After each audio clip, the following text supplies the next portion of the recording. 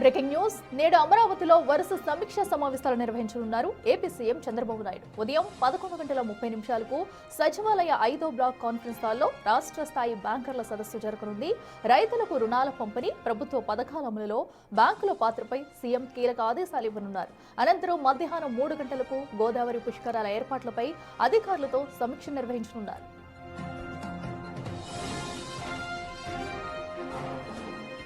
రైట్కి మరింత సమాచారం మా ప్రతినిధి శివ అందిస్తారు. శివ, చెప్పండి. ఏదైతే ఈ రోజు అటు చంద్రబాబు నాయుడు అయితే అటు బ్యాంకర్లతోనూ అలాగే గోదావరి పుష్కరాలపై కూడా సమీక్ష చేయనున్నట్లు తెలుస్తుంది. మరి బ్యాంకర్లకు ఎలాంటి సూచనలు చేయనున్నారు?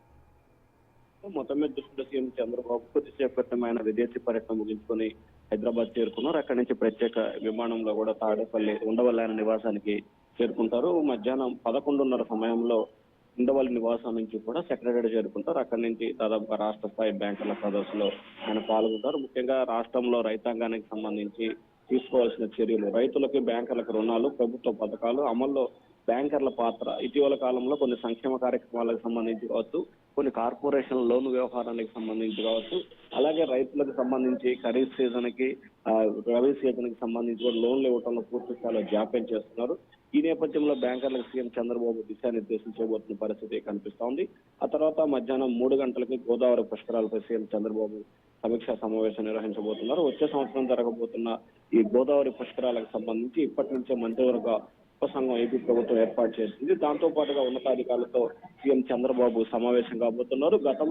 ఎందుకంటే గతంలో గోదావరి పుష్కరాలు కూడా టీడీపీ ప్రభుత్వ హయాంలోనే జరిగినాయి. తాజాగా మరోసారి కూడా టీడీపీ హయాంలోనే గోదావరి పుష్కరాలు జరుగుతున్న నేపథ్యంలో గతంలో జరిగిన తీరుతెన్నులు, గతంలో జరిగిన పరిణామాలు, అలాగే గతంలో జరిగిన సంఘటనలు పునరావృతం కాకుండా పూర్తి స్థాయిలో చర్యలు తీసుకోవాలి, అధికారులు అంతా కూడా అప్రమత్తంగా వ్యవహరించాలని చెప్పి కూడా ప్రభుత్వానికి సంబంధించి ఎన్ని ఏర్పాట్లు చేయాలని చెప్పి కూడా సీఎం చంద్రబాబు అధికారులకి, అలాగే గోదావరి పుష్కరాలకు సంబంధించి ఇటీవల ఏర్పాటు చేసిన కేబినెట్ సబ్ కమిటీ సమావేశాన్ని కూడా సీఎం చంద్రబాబు దిశానిర్దేశం చేయబోతా ఉన్నారు.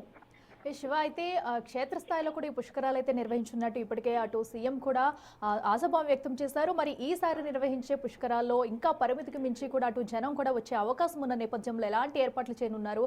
అక్కడికి వెళ్లి కూడా పర్యవేక్షించే అవకాశం ఉందా? ఖచ్చితంగా, ఎందుకంటే గోదావరి పుష్కరాలకు సంబంధించి ఇంకా సంవత్సరం టైం ఉంది.